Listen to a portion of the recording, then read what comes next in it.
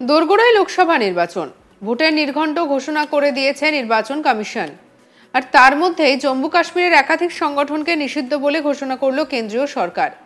ইয়াসিন মালিকের Jammu Kashmir liberation front বা JKLF সংগঠনটির ওপর নিষেধাজ্ঞা বাড়ানো হলো।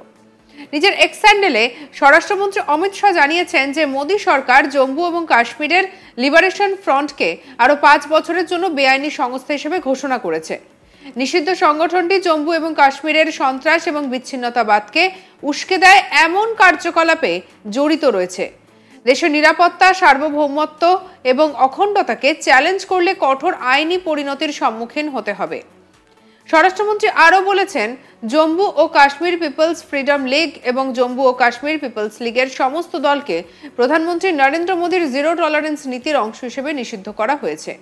এর সঙ্গেই তিনি জানিয়েছেন, এমএইচএ জম্মু এবং কাশ্মীর পিপলস লীগের 4টি দল যথা মুক্তার আহমেদ ওয়াজার নেতৃত্বে জেকেপিএল, বশির আহমেদ তোতার নেতৃত্বে জেকেপিএল, গুলাম মোহাম্মদ খানের নেতৃত্বে জেকেপিএল এবং ইয়াকুব শেখের নেতৃত্বে জেকেপিএলকে বেআইনি সংগঠন হিসেবে নিষিদ্ধ করা হয়েছে।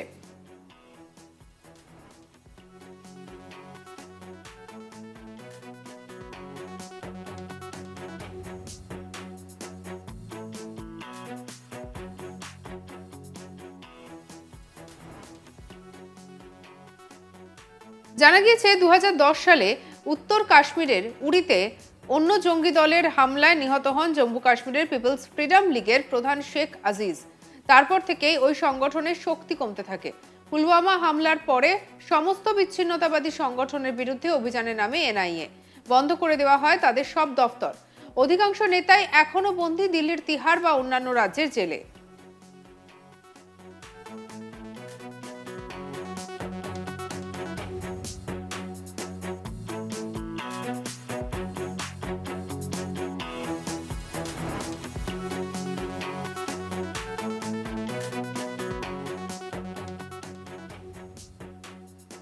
ভোটে কাশ্মীরে দেশদ্রোহী ইসলামিক শাসনের ষড়যন্ত্র থামাতে বর্তমানে মরিয়া শাহ।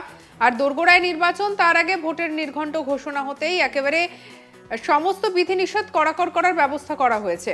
তার মধ্যে জম্মু কাশ্মীরের একাধিক সংগঠনকে নিষিদ্ধ বলে ঘোষণা করল কেন্দ্রীয় সরকার। ইয়াসিন মালিকের জম্মু কাশ্মীর লিবারেশন ফ্রন্ট বা জেকেএলএফ সংগঠনটির ওপর নিষেধাজ্ঞা বাড়ানো হলো।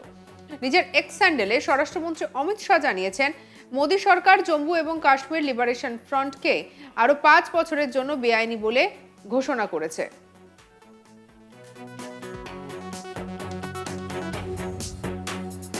এছাড়াও বলা হয়েছে, নিষিদ্ধ সংগঠনটি জম্মু এবং কাশ্মীরের সন্ত্রাস ও বিচ্ছিন্নতাবাদকে উস্কে দেয় এমন কার্যকলাপে জড়িত রয়েছে।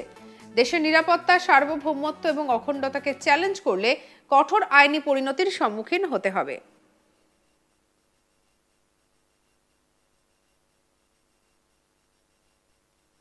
স্বরাষ্ট্রমন্ত্রী আরও বলেছেন যে জম্মু এবং কাশ্মীরের পিপলস ফ্রিডম লীগ এবং জম্মু এবং কাশ্মীর পিপলস লীগের সমস্ত দলকে প্রধানমন্ত্রী নরেন্দ্র মোদীর জিরো টলারেন্স নীতির অংশ হিসেবে নিষিদ্ধ করা হয়েছে।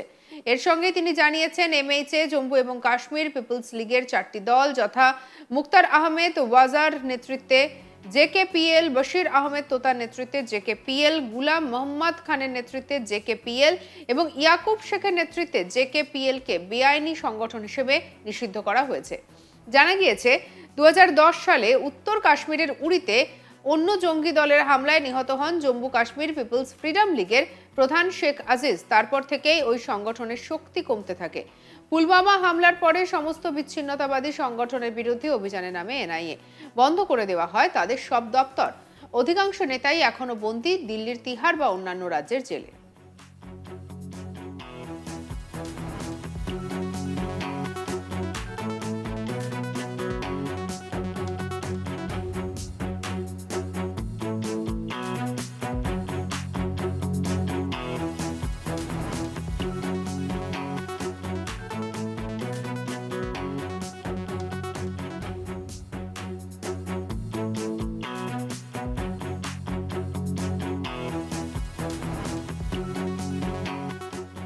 নিজের এক্স হ্যান্ডেলে স্বরাষ্ট্রমন্ত্রী অমিত শাহ জানিয়েছেন যে মোদী সরকার জম্মু ও কাশ্মীর লিবারেশন ফ্রন্টকে আরো 5 বছরের জন্য বেআইনি সংস্থা ঘোষণা করেছে।